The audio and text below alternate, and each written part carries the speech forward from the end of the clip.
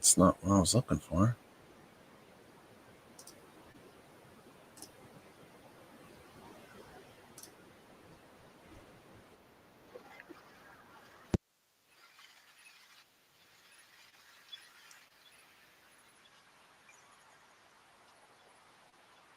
It's probably what's making me deaf.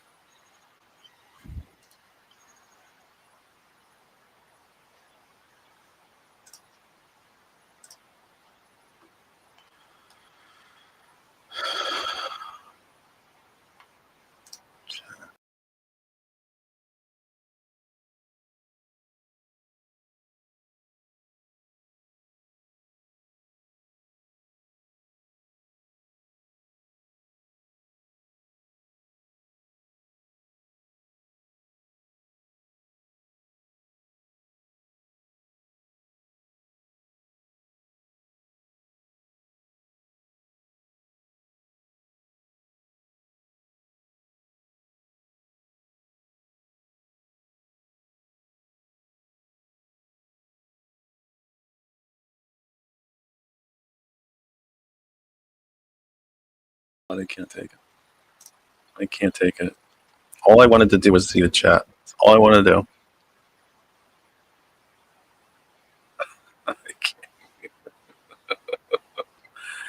I just can't. Oh.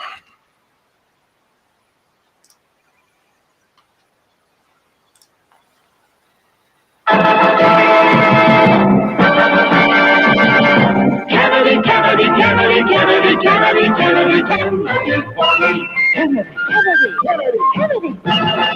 Do you want a man for president who's seasoned through and through, but that's so doggone seasoned that he won't try something new? A man who's old enough to know and young enough to do. Well, it's up to you, it's up to you, it's strictly up to you. But it's Kennedy, Kennedy, Kennedy, Kennedy, Kennedy, Kennedy, Kennedy, Kennedy, Kennedy, Kennedy, Kennedy. Do you want a man with spirit who is not afraid to fight? A man whose record shows that he will fight for what is right. A loyal man who'll bring the job a fresh new point of view. Well, it's up to you, it's up to you, it's strictly up to you. Cause it's Kennedy, Kennedy, Kennedy, Kennedy, Kennedy, Kennedy, Kennedy, Kennedy, Kennedy, Kennedy, Kennedy. And do you deny to any man the right he's guaranteed to be elected president, no matter what his creed? It's promised in the Bill of Rights to which we must be true. So it's up to you, it's up to you, it's strictly up to you. And it's Kennedy, Kennedy, Kennedy, Kennedy, Kennedy, Kennedy, Kennedy, for me.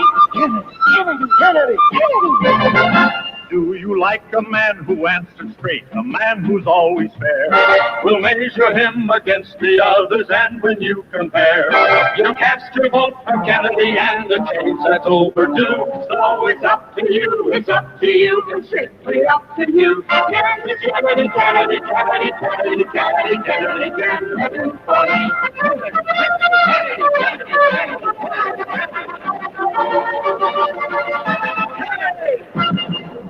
Welcome, welcome, welcome from my humble second bedroom here in the Saucon Valley, part of the Lehigh Valley, the Commonwealth of Pennsylvania, part of these United States, at least for now. It kind of depends on what happens on the 5th. North American continent, Western Hemisphere. On this planet Earth, the only one we have. Third rock from the sun in the Terran solar system, part of the Milky Way galaxy. This is the Kennedy Effect live with you for the 27th of August, 2024. TKE tonight is live and live on GCPR. I am still doing a little bit of sharing, which I should have had done. We're now sharing an office here. Somebody doesn't always get out of the office when they need her to do it. So sometimes, like right now, I'm a little bit behind. So you folks are always exceptionally kind, waiting for me. So we've got our sharing done. I need to get a link to George because George is missing. As I think I had to. I think when I refreshed the screen, heaven forbid I would have ever done such a thing.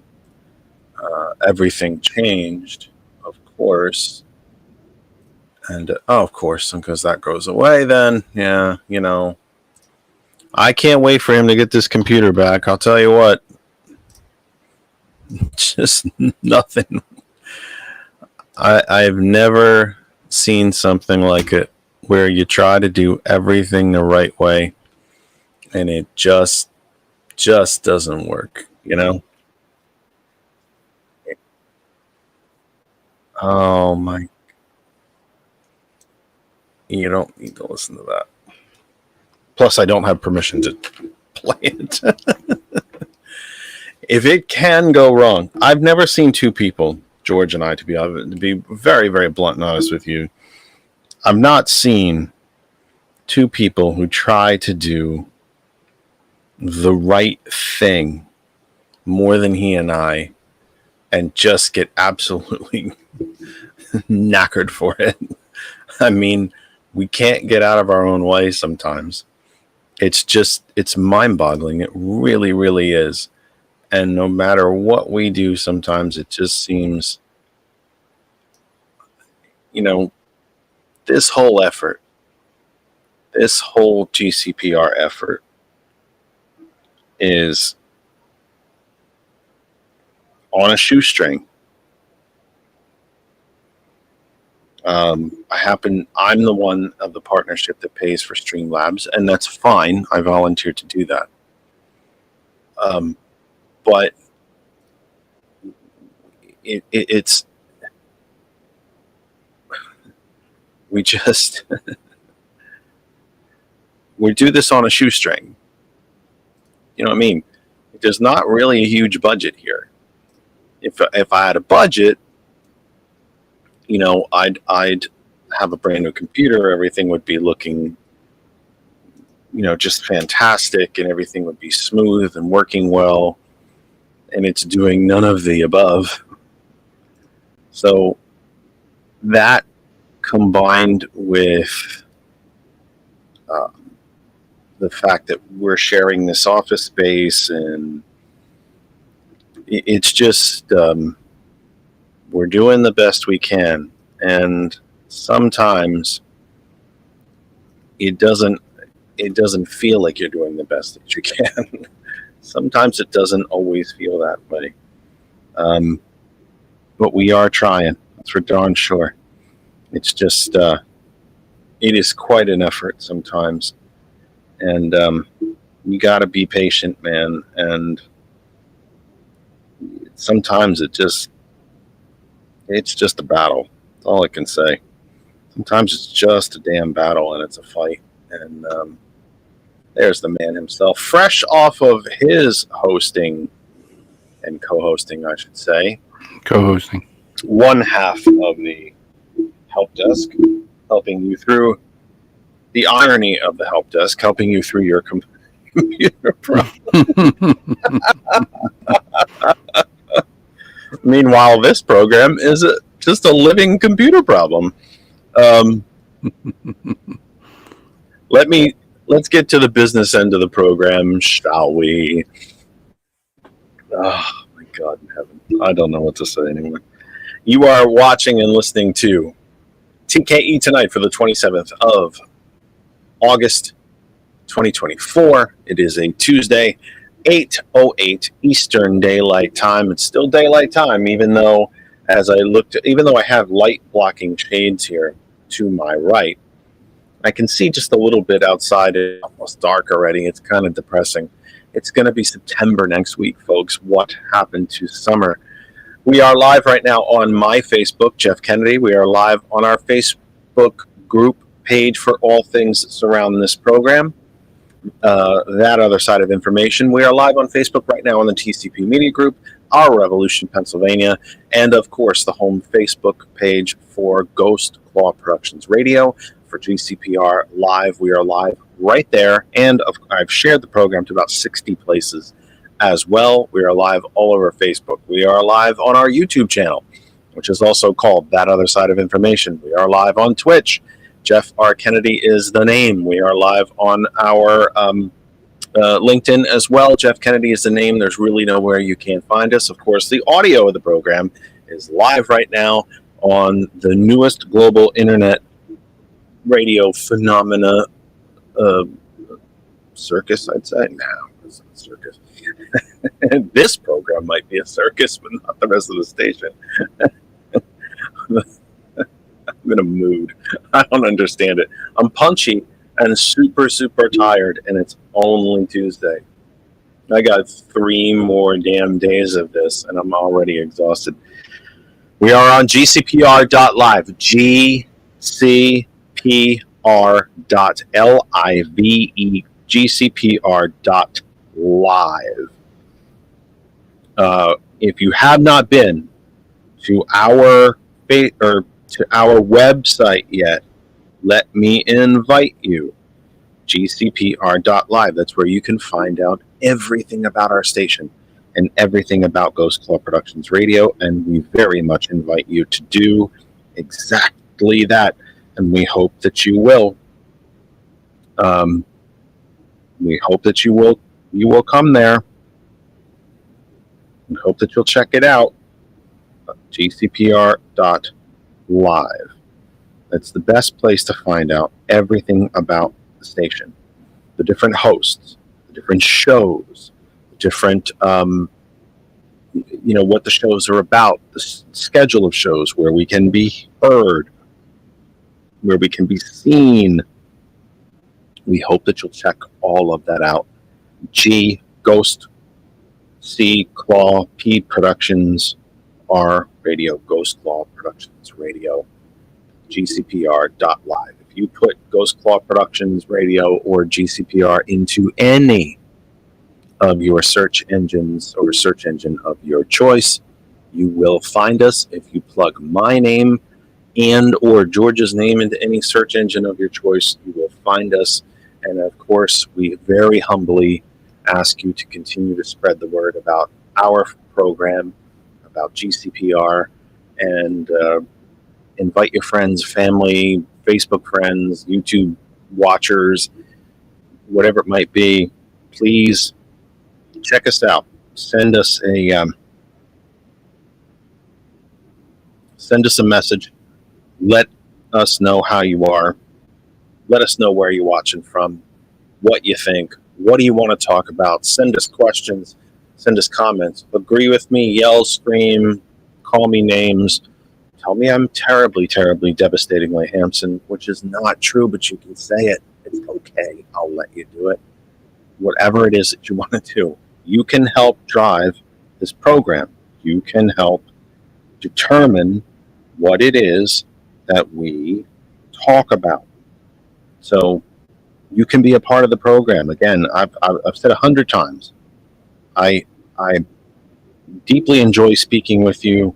I don't enjoy speaking at you.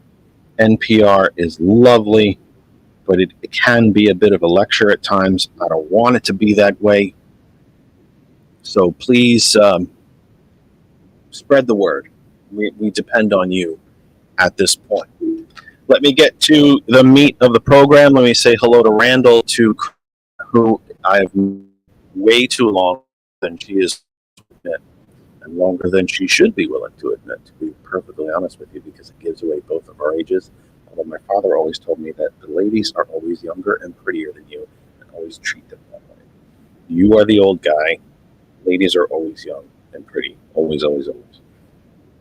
So it's nice to have Chrissy. I've known Chrissy since my freshman year of high school, I think, which would only be 1983. What? Nora, that's 40 years. Jeez. Good night, everybody. Just that realization. Wow. We should probably go George, I should probably go put a t-shirt on, flannel plaited shorts down to my knee, black socks, sandals, those things that hold your socks up, whatever you call those things, and walk around the front of my house screaming at kids to get off my lawn when I realize how old I am. I should probably be doing something of the sort. My goodness gracious. Wow. Let's get to the big story of the day. And then if we have time, I want to divert a little bit into something a little more out of politics. And let me give you some programming info as well. George and I will be with you tomorrow, Wednesday. Highly, highly doubt that we will be with you on Thursday, because I'm pretty sure Thursday evening is going to be the time that I take this lots of blanks and expletives computer back to George to retrofit it.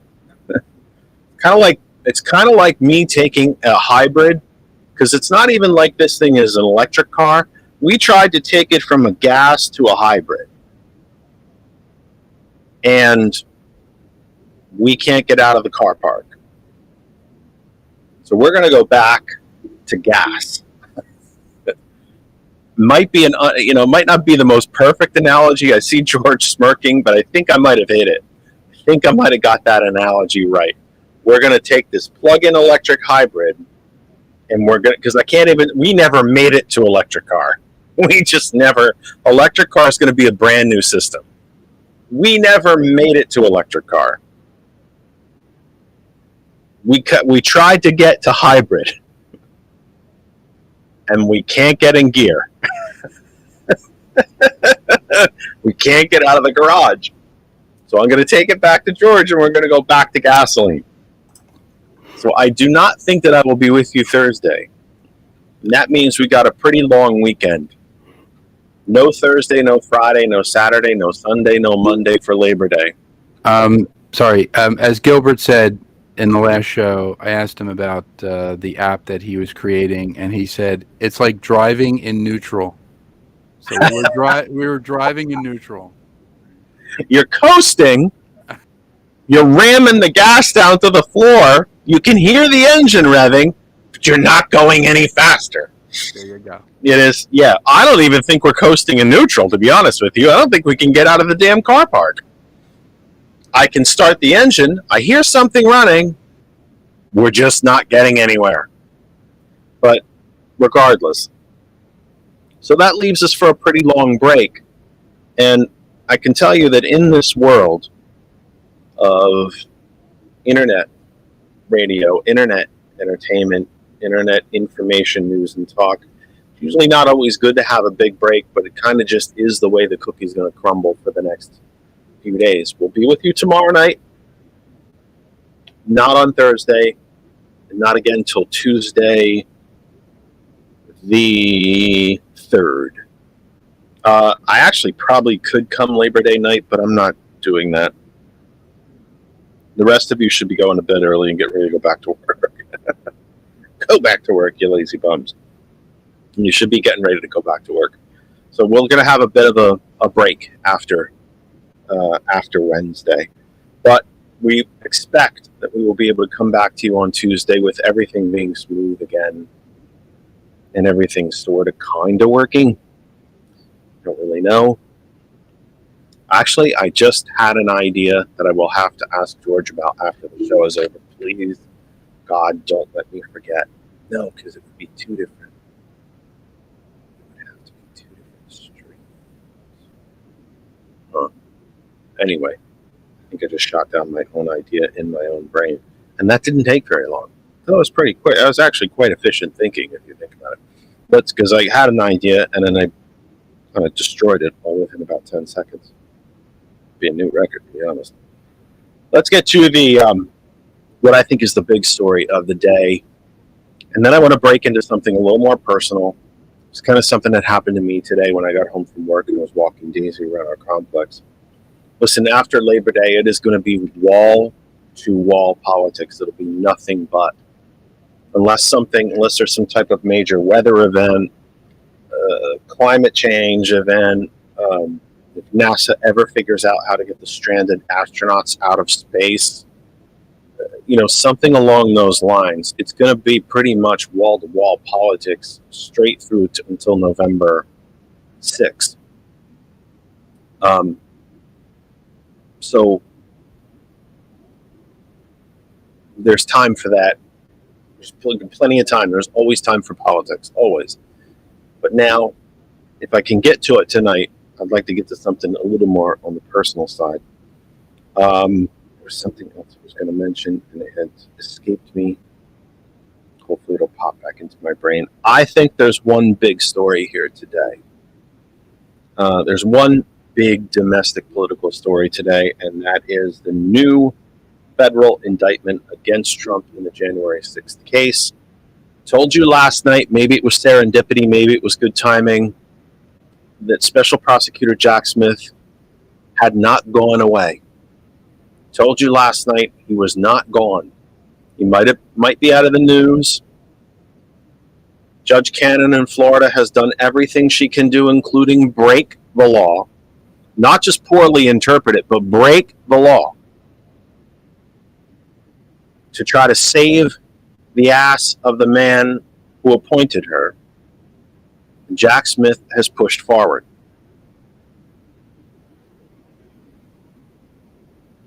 Donna asks an interesting question. Oh, did it go up? Well, I thought it did, but it's so damn slow. There it goes. When Trump loses and Kamala is president, what are we going to talk about then? There'll be plenty, because don't think there isn't going to be some violence somewhere along the way. I completely expect another insurrection. Completely. It might be the night of November 5th after Harris is declared the winner. And let's remember, by the way, there's 7 major battleground states. She leads in 4 of them. They are literally dead tied in another. And she's behind him. That's 5. No, it must be 3, 1, and 3. Regardless, she's in front of it. No. Maybe it's 8 states I'm thinking of. My math is way off. She's ahead of him in 4. They are smack on tied in another. And she is behind him in 3 others, but within the polling margin of error. This is not done by any means. This is a message that was coming out of the DNC last week to Democrats. You're excited. You feel great. We're on a sugar high. It's awesome. We're not done. We're just not done. The work still needs to be done. The doors need to be knocked. The postcards need to be written and sent. The door-hanging literature needs to be hung. The phone calls need to be made. The rallies have to happen. The yard signs need to get out in front of houses. There is work to be done. And today, by the way, marks the 70-day mark until the end of this cycle. There are 70 days left, 70 days left until quote-unquote election day.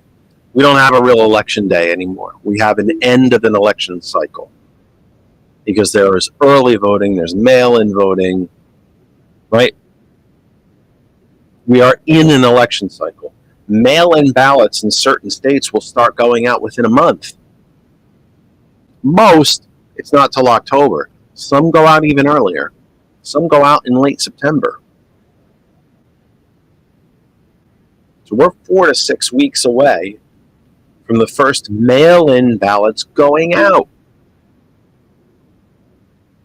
Early voting, even deep red Georgia couldn't destroy early voting. They cut it way back.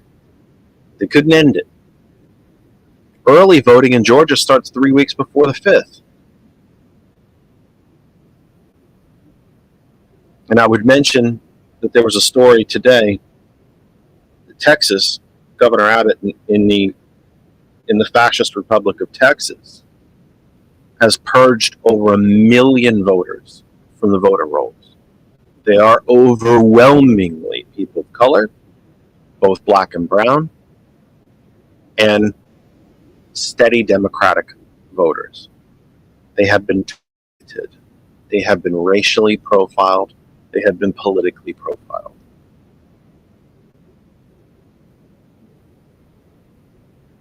There is no possibility on earth. And if I get this wrong, you all come back to this show and make fun of me. Throw virtual, Rotten Tomatoes at me. There is no possibility that Colin Allred, the House member from Texas, who is the Democratic nominee for the United States Senate against Ted Cruz, there's no chance on earth he wins. None. It will snow in Texas before he wins. Because the deck is stacked against him. If Cruz is believed to be in that much trouble, the billionaires will pump tens of millions of dollars into that race. They own Ted Cruz. He's an investment for them. They want to make sure they keep getting a return on their investment. And again, over 1 million people have been wiped off the voter rolls. The vast majority of those don't even know it. And they won't find out until they go to the polls on November 5th and try to vote. And by then, it will be too late. They will not be issued provisional ballots. They will not to re-register on site. None of it. Texas will be a red state until it falls into the ocean, exactly the way the billionaires want it. And this returns us to the very fundamental truth of the matter, that when you have no platform, no policies, no leadership, no answers, no morals, when you can't win on the issues, cheat.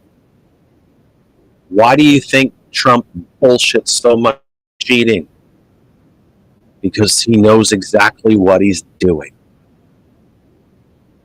Remember, Republicans have made an art out of projecting onto others exactly what they are doing themselves. Why try to convince so many people that Democrats are cheating at elections? Because that's what Republicans are doing. It was only gerrymandering, exclusively gerrymandering, that gave Republicans the House of Representatives in 2022. Period.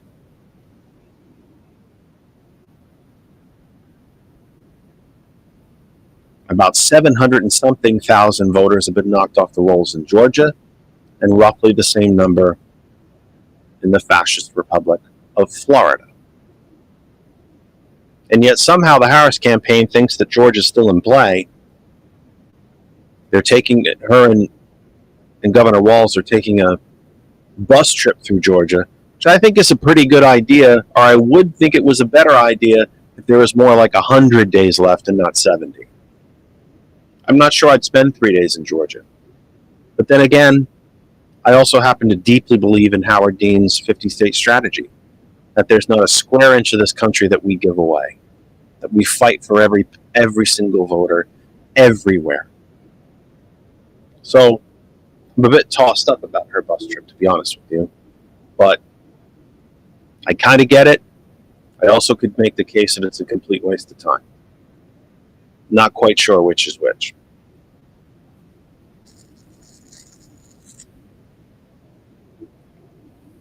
Dateline Washington.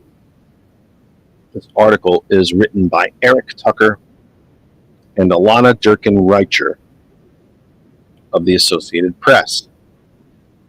Headline: Feds file new indictment in Trump Jan 6 case, keeping charges intact but narrowing allegations. Special Counsel Jack Smith filed a new indictment Tuesday against Donald Trump over his efforts to undo the 2020 presidential election that keeps the same criminal charges but narrows the allegations against him following a Supreme Court opinion that conferred broad immunity on the former president. Here's the very basic fact. And I say fact very intentionally. Here's the very basic fact of the Supreme Court immunity case. Two big facts. The so-called conservative majority, which is a complete misnomer, by the way. There's nothing conservative about them. They are making up law as they go. Remember when Republicans used to bitch how they didn't like, quote unquote, legislating from the bench? Well, they're living off of it now because they can't legislate themselves. They're fully 100% incapable of it. They can't even agree on legislation amongst themselves, let alone properly operate the House of Representatives. The easiest job in the country right now is Mike Johnson's Speaker of the House. He doesn't do anything. He makes a hell of a lot of money. There's an awful lot of perks to do that, not to mention just the flat-out corporate money that goes straight into his pocket. They don't really work all that hard. They're rarely in session, and when they are, they don't do anything.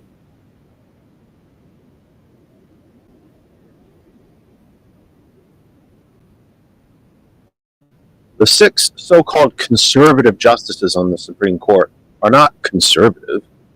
They're not capital C conservative. They're not small c conservative. They're capital C corporate. They're capital E employees of the billionaire class. They had to throw Trump a lifeline because he put 3 of them there. And because the billionaires that own them told them to do it.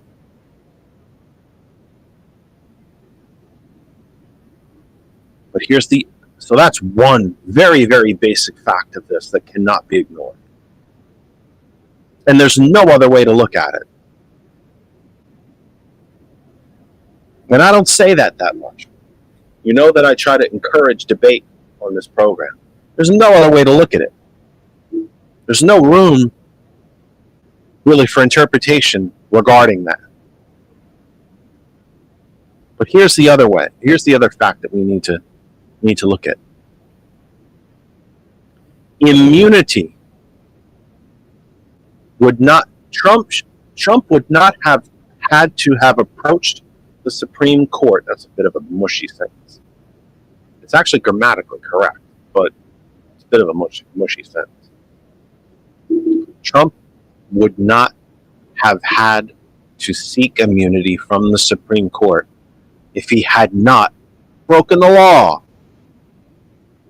Because he knows he broke the law. All the people around him know he broke the law. The corporate majority on the Supreme Court knows he broke the law. So they had to give him a way out. Think about the madness, the sheer madness of this decision. Trump is arguing that what he did on January 6th, the planning and incitement of an insurrection to overthrow the American government, is an official act of the presidency. He was still president on January 6th. We only have one president at a time in this country. His argument is that his effort to end the government from a position of running the government is an official act. Have you ever heard of something so completely, blitheringly ridiculous? And yet this corporate-owned majority justified it.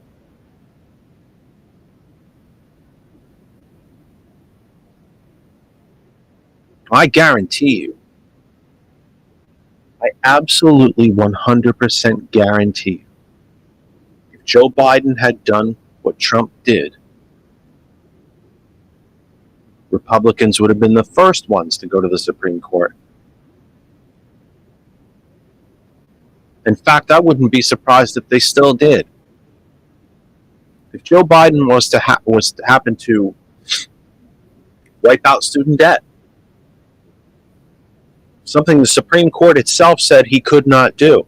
But then again, he's immune from ignoring the Supreme Court because it's an official act. I guarantee you the Supreme Court would smack him down without even thinking about it. This immunity decision was for Trump. It wasn't for the presidency. It was for Trump. It was for one man, one cult figure, one cult leader, one fascist, one would-be Mussolini, except he has nowhere near the charisma. And he isn't anywhere near that effing smart.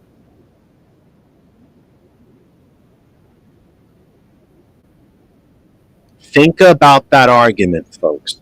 My fellow Americans. Think about that argument. That Trump can't be liable for trying to overthrow the American government because it was an official act of the presidency. Dear God in heaven, are you shitting me?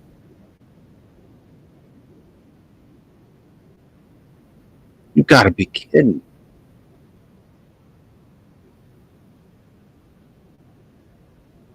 It's absolutely insane. It's ludicrous. And if it doesn't show you, if it doesn't prove to you that this politically active billionaire class owns all of it, then I don't know what more evidence you need.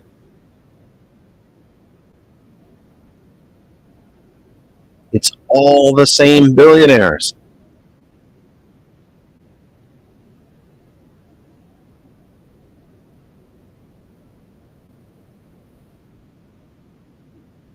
Let me return to the article. Let me go back to my newsreader voice. Although I don't read as well as I used to when I did the news. I somehow don't read as well as I did. The new indictment removes a section of the indictment that had accused Trump of trying to use law enforcement powers of the Justice Department to overturn his election loss, an area of conduct for which the Supreme Court, in a 6-3 opinion, 6 corporate, 3 real justices, said that Trump was absolutely immune from prosecution.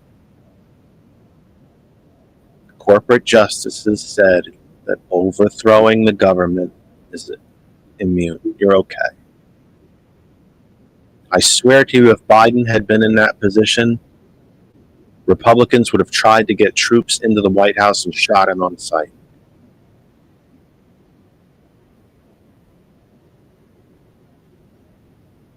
The stripped-down criminal case represents a first effort by prosecutors to comply with a Supreme Court opinion likely to result in a significant revision of the allegations against Trump over his efforts to block the police transfer of power. I used to read so much better when I did the news. It was filed 3 days ahead of a deadline for prosecutors and defense lawyers to tell the judge in the case how they want to proceed in light of that opinion, which, said former presidents, are presumptively immune from prosecution for official White House acts.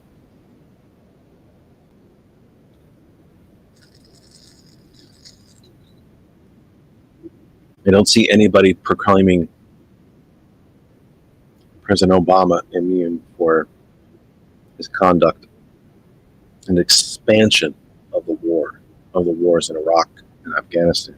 I don't see anybody looking back at George W. Bush claiming he is immune for starting 2 illegal wars. This was a decision for Trump. This was not for any other former presidents. Is Nixon suddenly immune? Is he suddenly immune for Watergate? Posthumously, of course. Is Reagan immune for the Iran-Contra affair?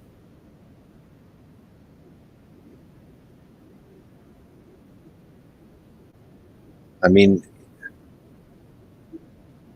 this was a Trump decision. The billionaires paid for it. They want their guy immune so he can get it back in the White House and give them trillions more dollars in tax cuts. I mentioned to you last week about a friend who I continue to watch descend into the madness of this cult.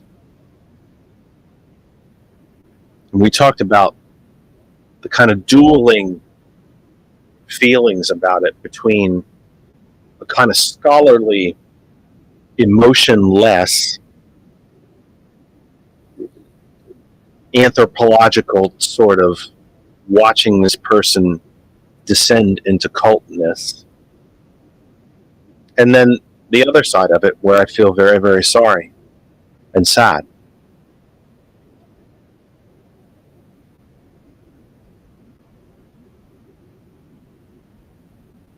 There's not enough cult members to put this man back in the White House. There's simply not enough. But billionaires and billionaire money can go a long way. And one of the discussions that this person and I had on Facebook is she posted a very generalized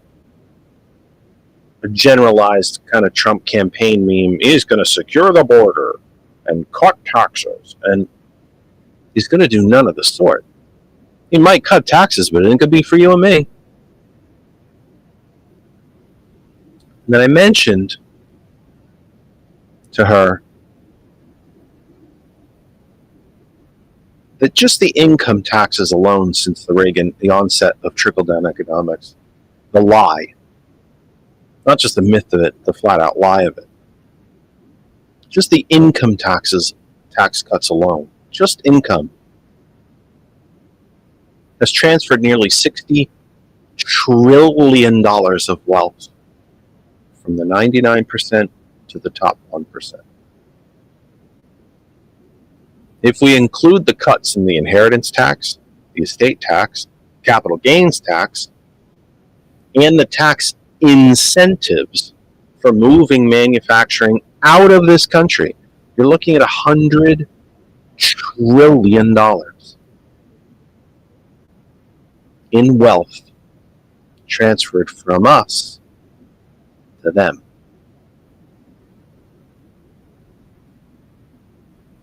During DNC, there was an awful lot of talk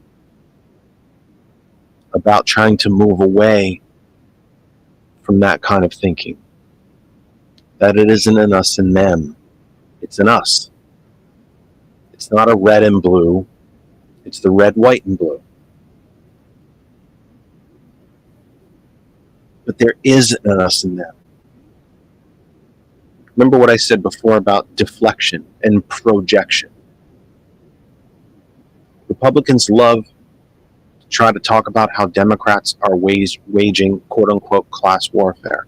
You know what class warfare is? Effing the 99% out of $100 trillion.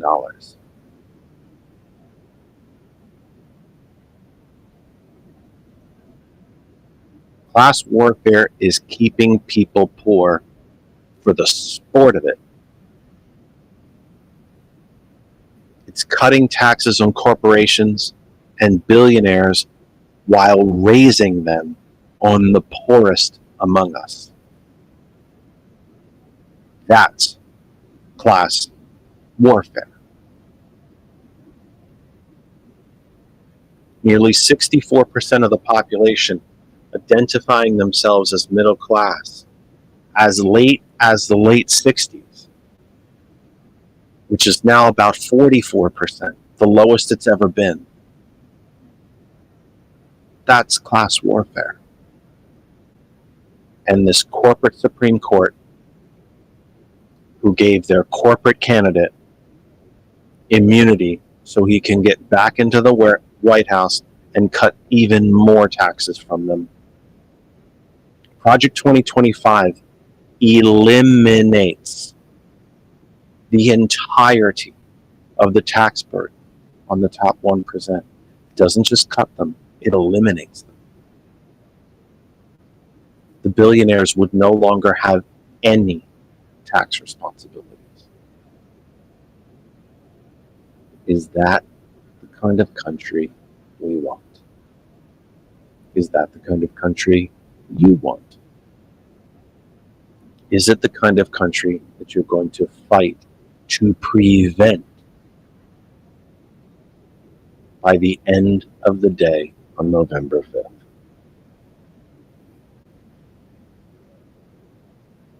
Central revision in the updated criminal case concerns Trump's dealings with the Justice Department.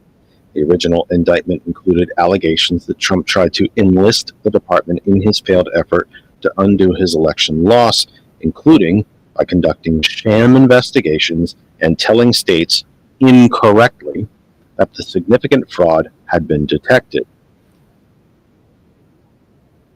The new case no longer references Clark, which is Jeffrey Clark, Trump's handpicked person at the DOJ, as a co-conspirator. Trump's co-conspirators were not named in either indictment, but they have been identified through public records and other means. I told you Jack Smith had not gone away, and he has not.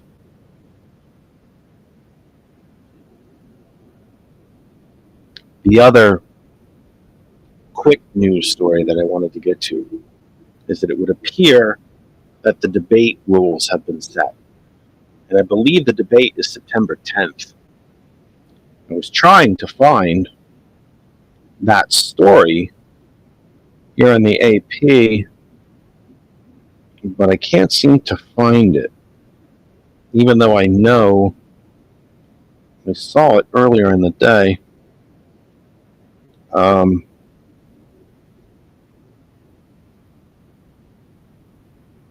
Here's a story from the AP that I think is somewhat interesting, and I do have some thoughts about it. Vice President Harris will sit down with CNN sometime this week. Tomorrow's Wednesday already, so sometime in the next 3 days, for an interview. The press has made a story of the fact that she does not do more sit-down one-on-one interviews and or press conferences.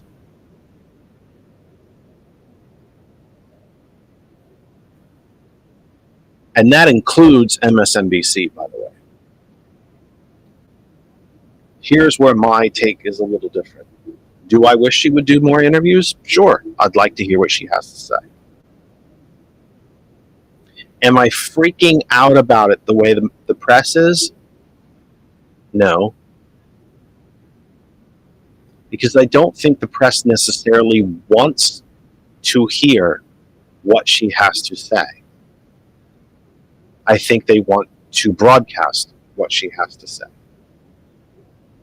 Because it's clickbait. It's advertising. It's eyeballs. And I know that is part of the business.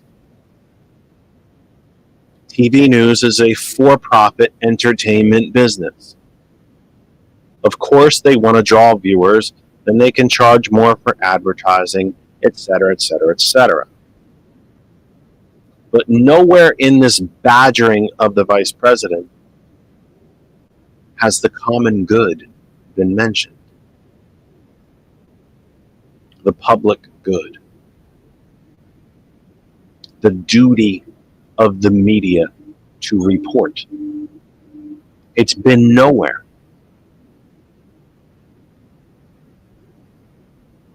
They want her on for clicks and views and eyeballs, not to inform.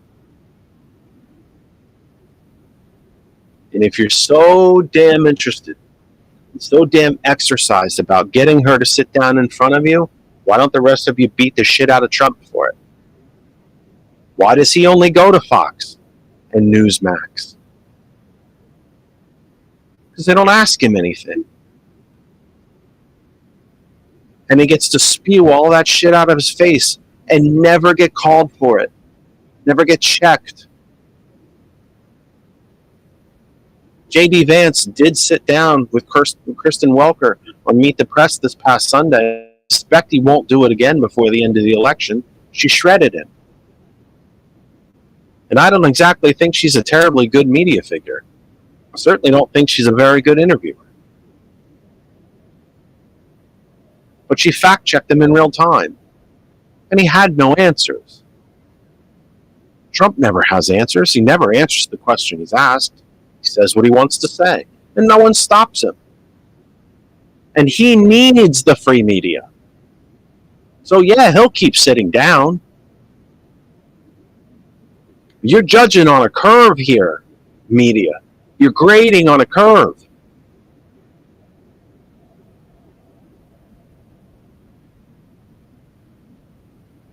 She doesn't need the free media. Trump does. And you're giving it to him. Again.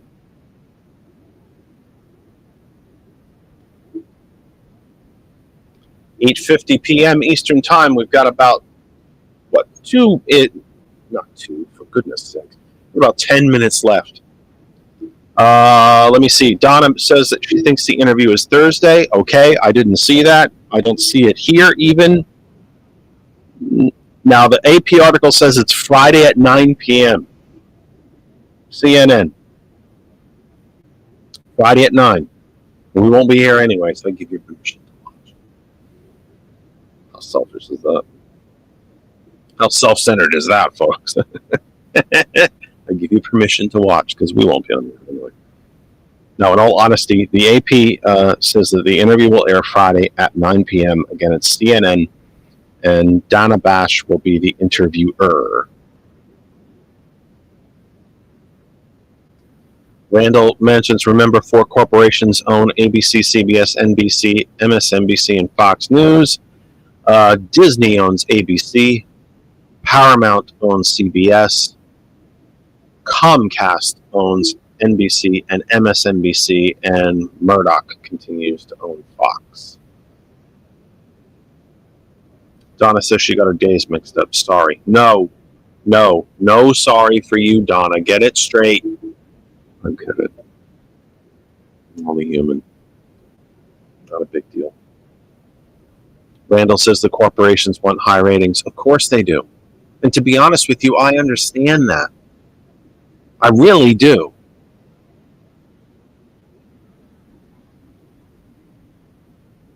But they have made a story out of the fact that VP Harris has not yet sat down with them. They have made a story out of no story. I don't see CBS bitching that Trump will sit down with them. I don't see ABC having a hemorrhage about it. There's not a chance on the planet he's going to sit with NBC because they're related to MSNBC. Remember the big difference, too, by the way, between Fox and MSNBC, because those are the two cable channels that most Americans seem to take as one end of the spectrum and the other end. And let's just take the prime time hosts, 7 p.m. Eastern until midnight.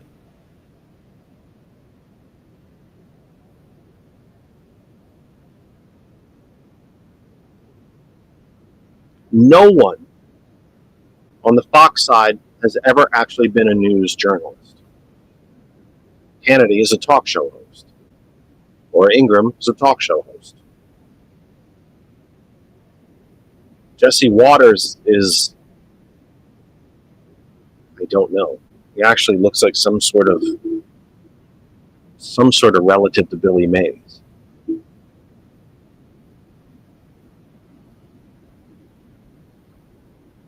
MSNBC from 7 p.m., Joy Reid, Chris Hayes, Alex Wagner, Lawrence O'Donnell, Stephanie Rule. Take you to midnight. Stephanie Rule was an investment banker. She was a Wall Street banker. Not exactly the most liberal person you're ever going to come across. Lawrence O'Donnell worked for Patrick Moynihan, a Republican in New York, Republican senator from New York. Among others, to be fair. Chris Hayes was a real journalist.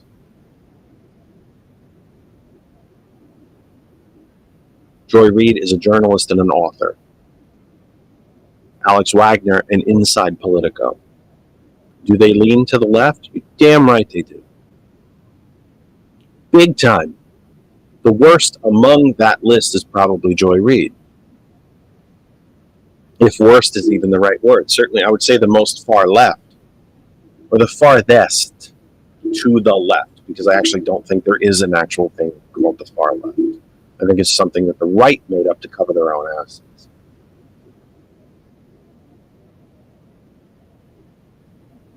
But here's the big difference between MSNBC during prime time and Fox during prime time. MSNBC is not lying to you. Are they giving you opinion? Better damn believe they are. And lots of it. Are the pieces that they do, the pre-recorded pieces that they do, or the segments that they produce, colored in blue? Yes. They're also not lying to you.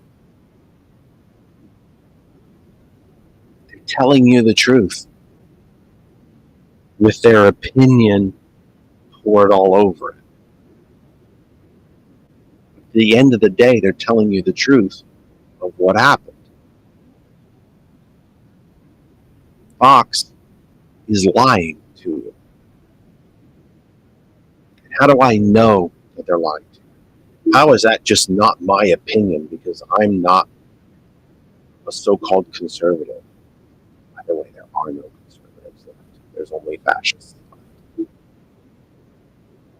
Because they said it in court under subpoena and threat of perjury.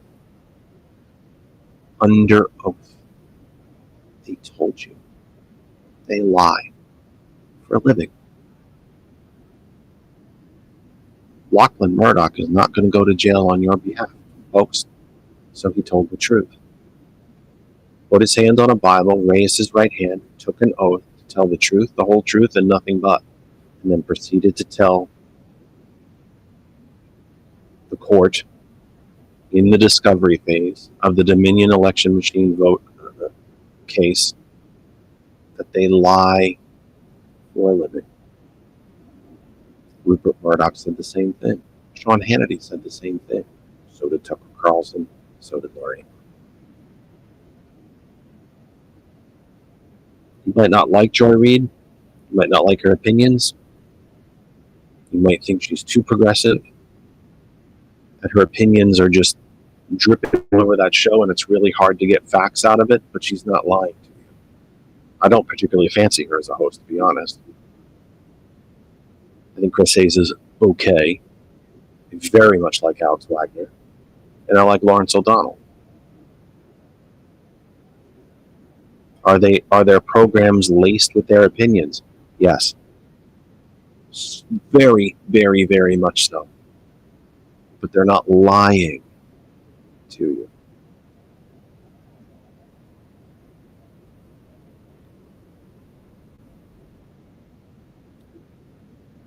You lot in the chat have been very quiet.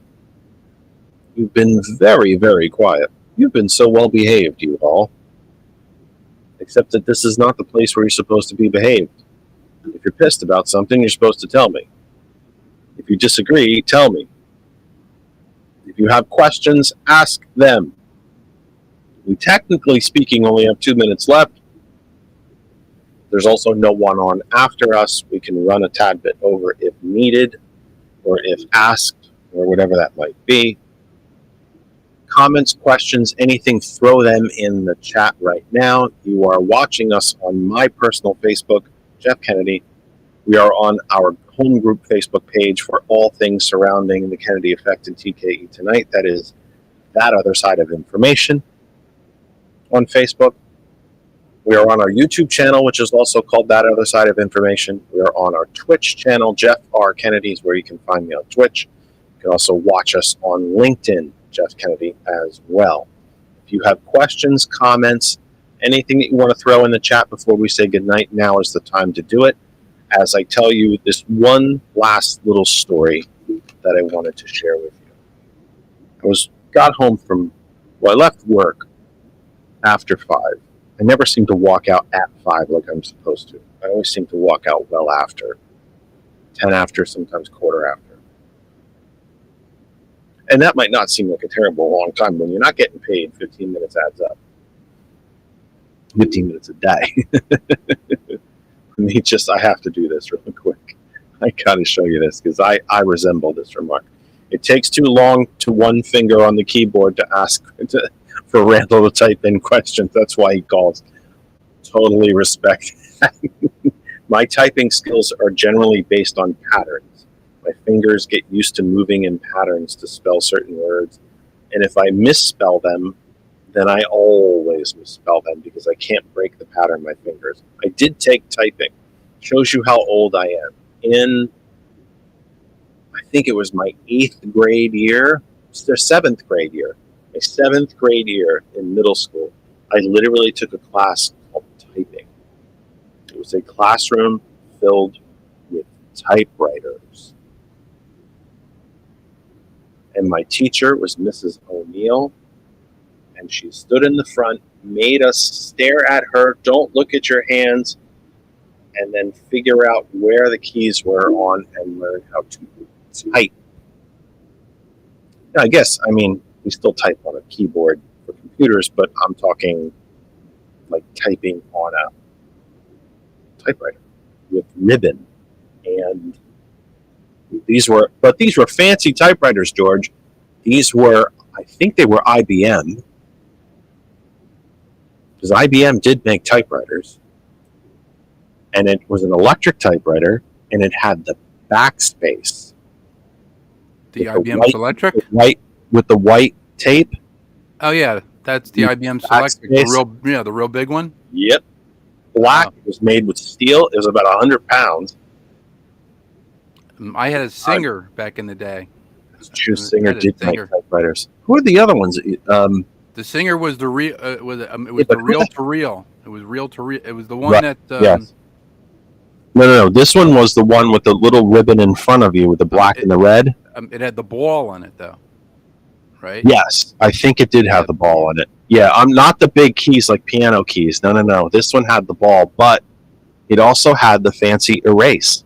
Yeah. That you could backspace and white out the letter. Wow. But anyway, who else made typewriters? Was it Texas Instruments? Olivetti made it. No. Olivetti made them. Xerox made them. Actually, Singer made them. We had one of the Xeroxes in. Donna says Royal. IBM was the electric typewriter. Royal made typewriters. Well, Texas Instruments to make a typewriter? I thought they did. Texas Instruments, of course, was the big calculator maker back when I was that age, and they made the. What did you call the calculator with the 9,000 keys on it? The scientific calculator? Oh, yeah. Scientific. Is that what you could? It was a scientific calculator.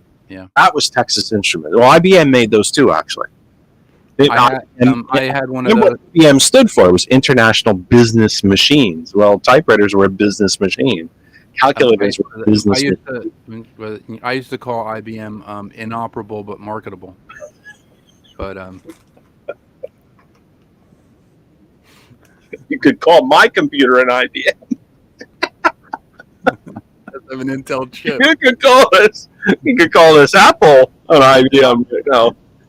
And in a also manner of speaking. marketable. Yeah.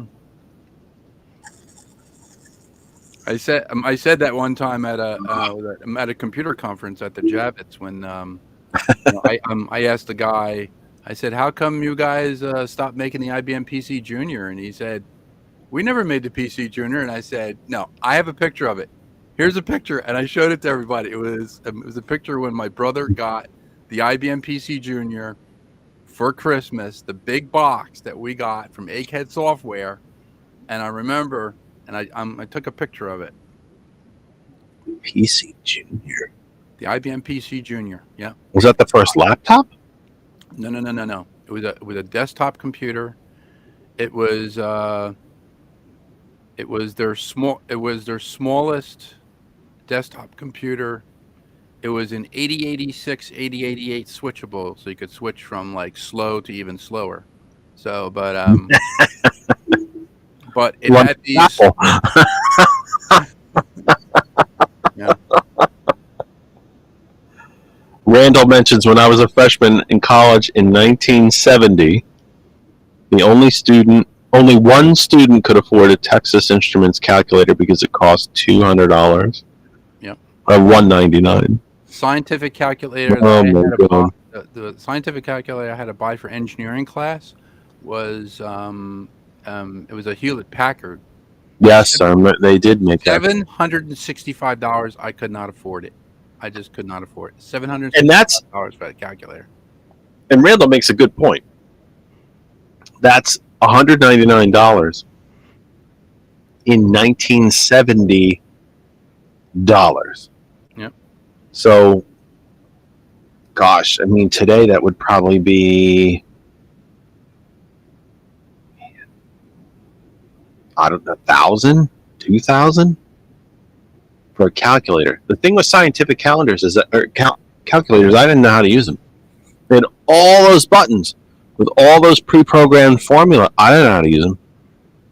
No clue how to use it. I knew how to use it. Yeah, I use But anyway, I'd like to end with a bit of a personal story, if I could.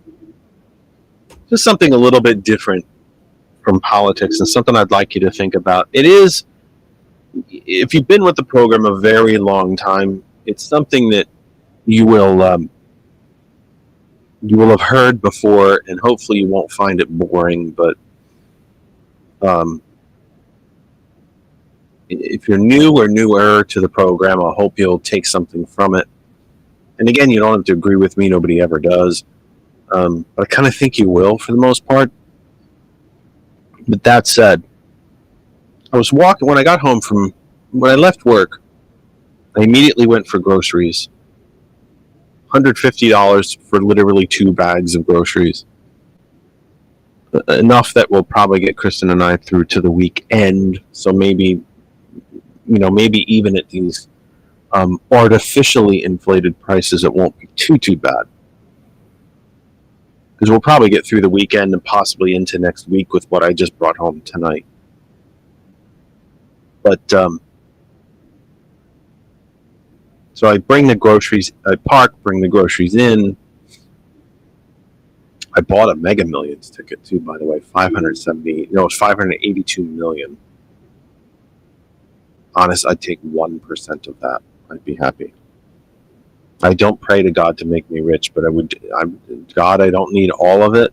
1% of it would be absolutely life-changing. Actually, I would take $500 of that and just buy you a brand new computer. Either 1/100th of that, which I think put me in the $500,000 range, would be life-changing for me. But that said, so get the groceries away, change, put on some sloppier clothes, take Daisy for a walk. She does her business. We're walking along. We see neighbors. We see other dogs. And we see a lovely lady walking with her who we've come to know. We don't know her. We don't know her complete business ins and outs, but we know her from walking the dogs and seeing her walking her dog. She adopted a former Greyhound racing dog. And his name is Marv. And Marv he's stunningly beautiful. And he's an old boy. I think he's 14. and Marv's seen a lot in his days. He's had both, he's been a racing dog. He was abused to be a racing dog. He was bred and abused to be a racing dog. Marv's seen a lot. And so she walks Marv. Such as it is, the walking, because Marv doesn't really walk too far anymore, and he certainly does not walk in a hurry. He's an old boy. His body's been through a lot. But he's the sweetest. And greyhounds are terribly beautiful in their own sort of way. So we stopped to talk to Marv, and I pet Marv, and he's lovely. He's so docile, and he's just such wonderful soft fur, and he smiles, and he's a happy boy, and he just kind of moves in slow motion. Like, he literally looks like some kind of special effect where the rest of us are moving at normal speed and Marv's in slow motion. And I noticed that she's wearing this sort of like cross-bodied bag, similar to something that you would put a baby in to kind of put them on your chest, but still keep your arms free. And I don't know what the hell you call those things.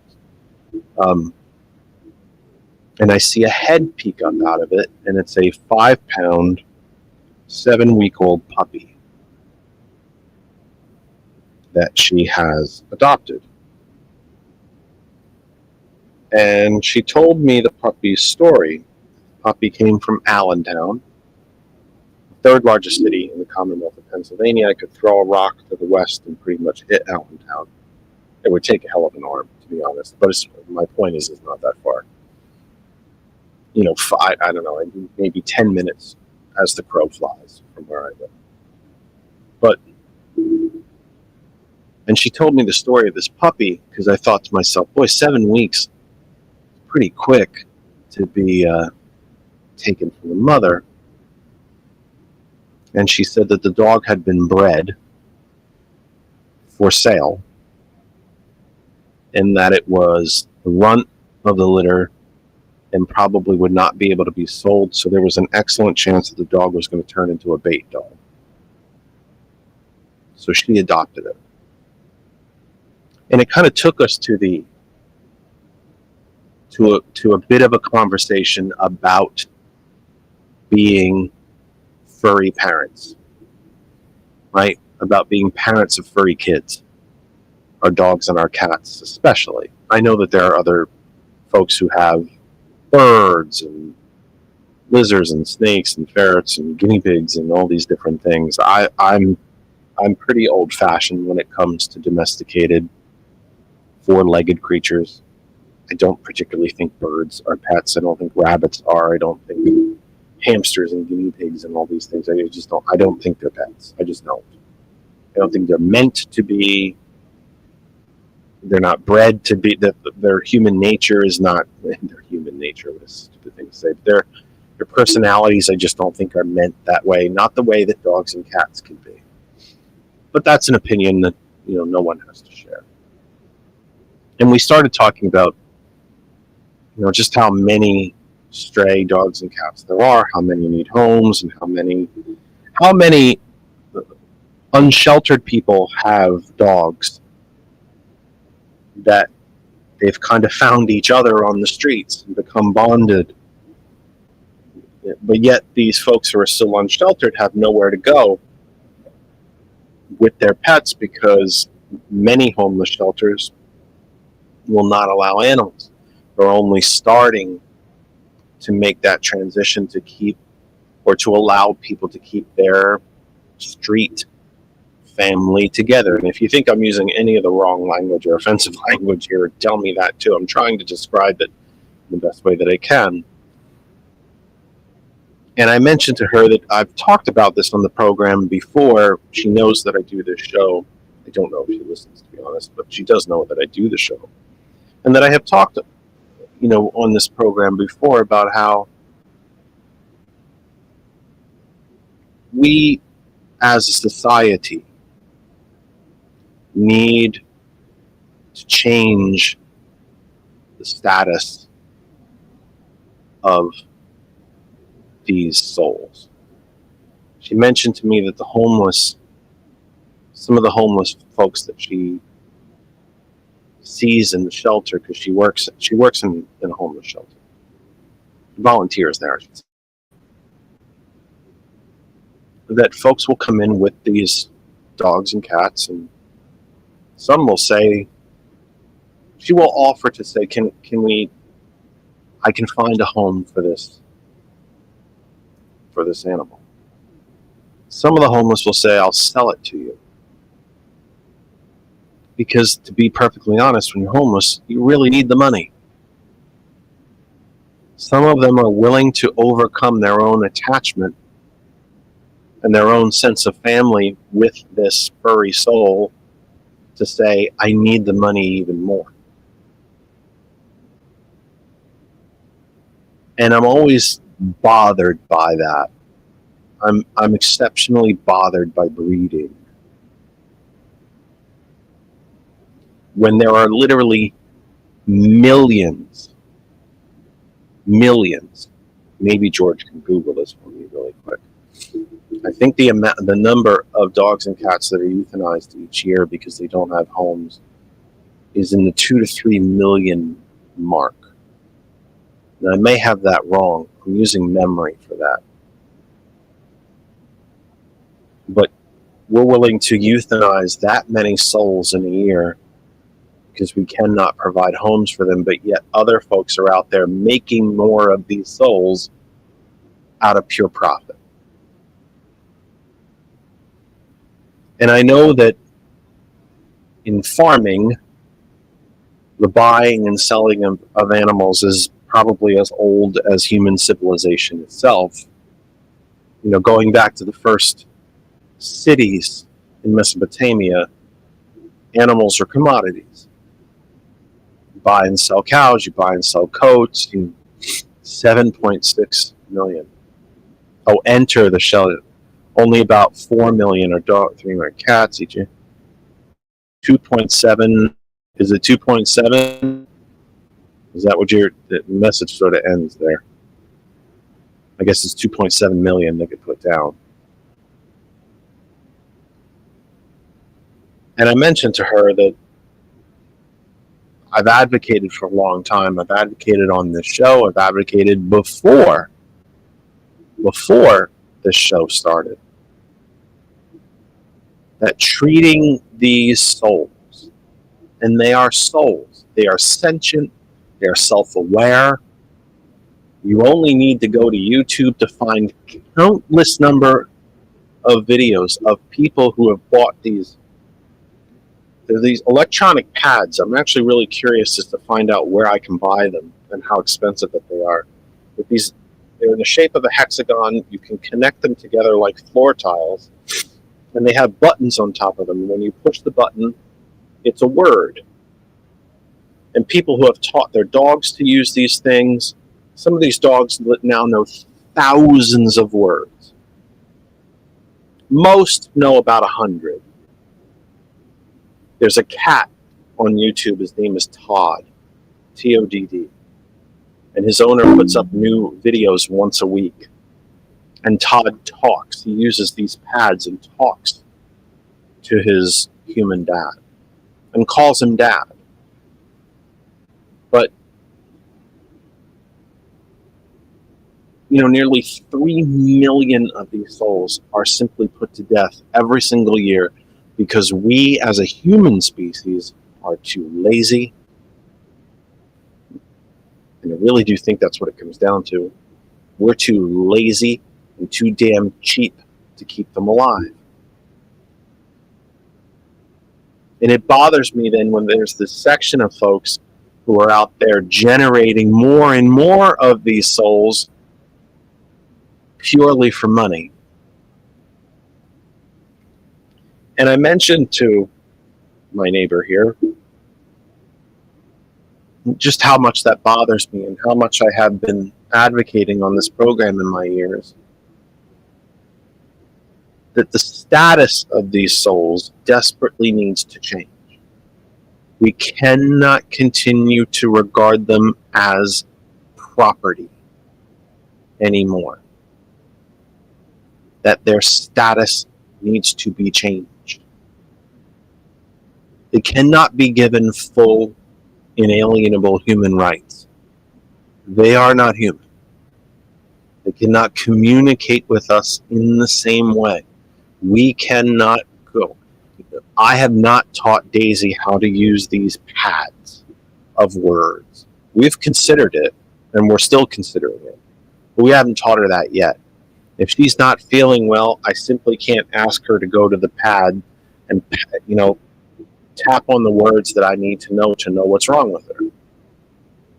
I must be her voice. Kristen must be her voice. When Guy was as sick as he was, when his face was literally disintegrating from cancer, I had to be his advocate. He couldn't do it for himself. I had to do it. So it would seem to me that one of the best ways, easiest ways, if you will, to, is that the pads? One of the easiest ways, if you will, to, I think, stem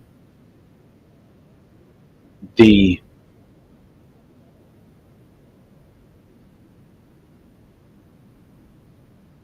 animal, the vast overpopulation or population of these souls is to change their status so that they are no longer considered property. But we can't give them full human rights either.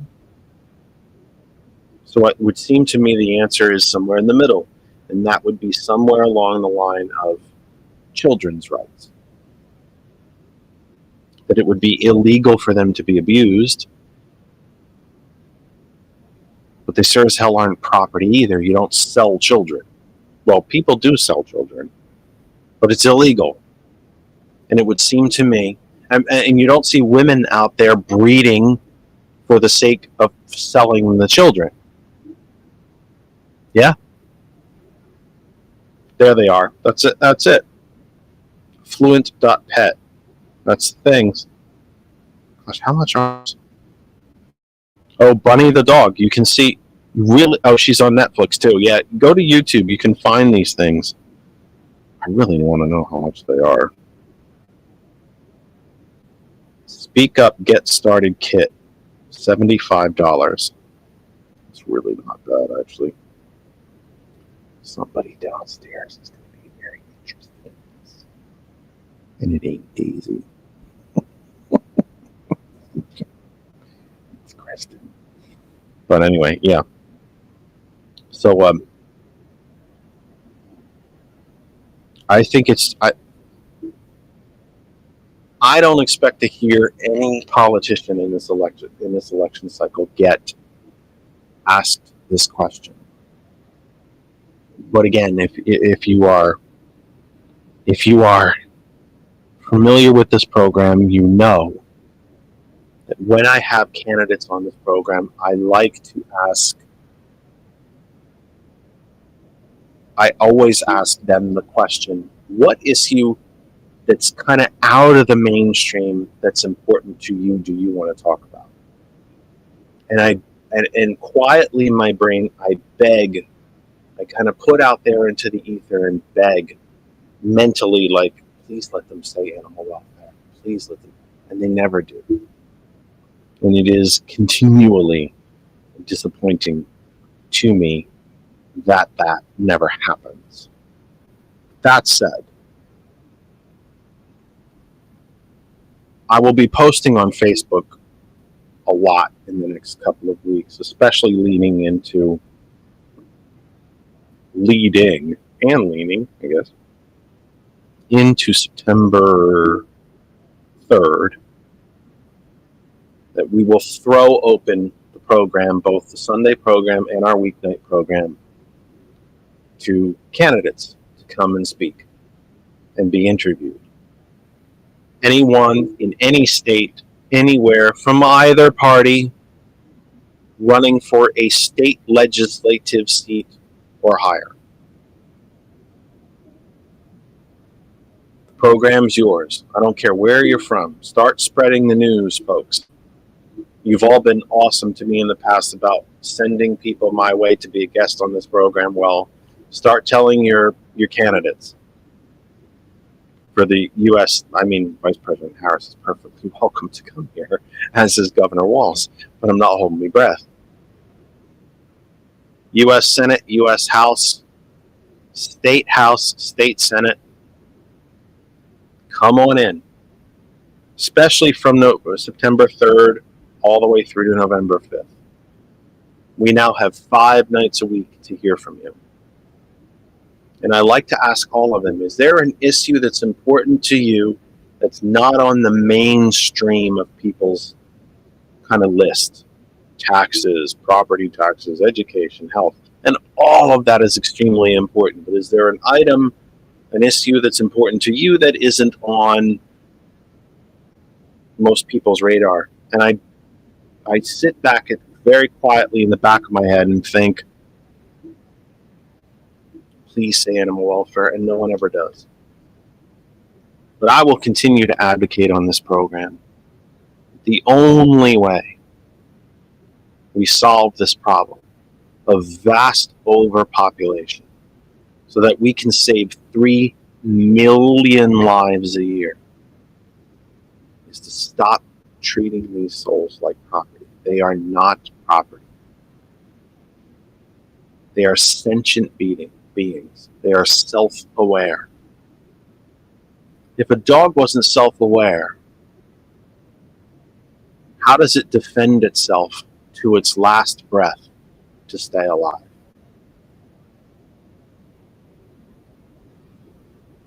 Why does a dog that's cornered, sensing the impending danger or beating to come, fight with every ounce of strength it has to get out of the situation?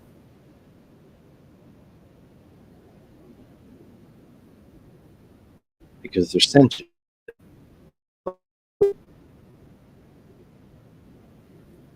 Just my 2 cents, I guess. It made me think about it again when I was walking Daisy today. Daisy herself was scheduled to be put down. She was saved by a rescue in New Jersey on her death day, which is what it's referred to in the rescue community. She was pulled from a shelter in Alabama because it was too expensive for them to keep her alive. It's cheaper to kill. In deep red Alabama, the pro-life Alabama, quote-unquote pro-life Alabama, quote-unquote wink Christian Alabama. They were going to kill her because it was just quicker, easier, and cheaper than it would be to feed her. And she was saved on her death day. And I think she still carries that with her. I think it's part of why she's afraid of damn near everything. I think she still carries that with her. Now, I don't know, in her story, was she literally marched down to the euthanization room before she was pulled? But I have to think that she knew it was coming.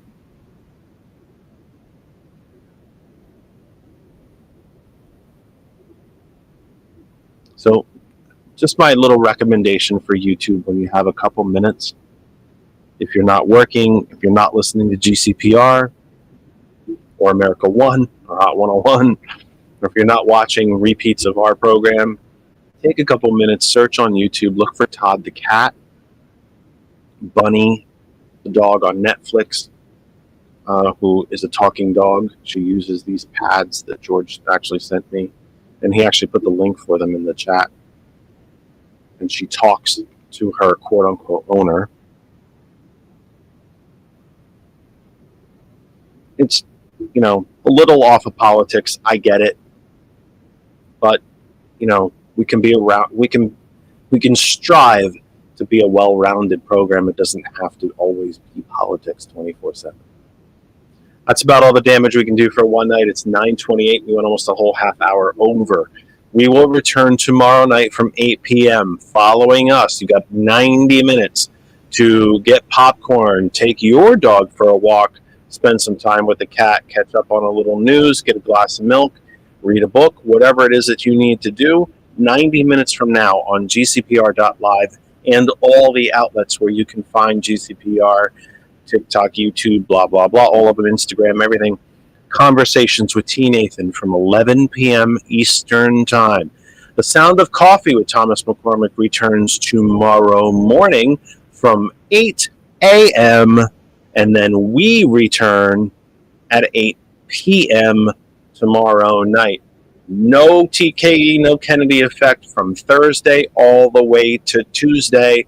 Software, hardware issues as well as the Labor Day weekend. But we will be here. We'll wrap up our broadcast week tomorrow night.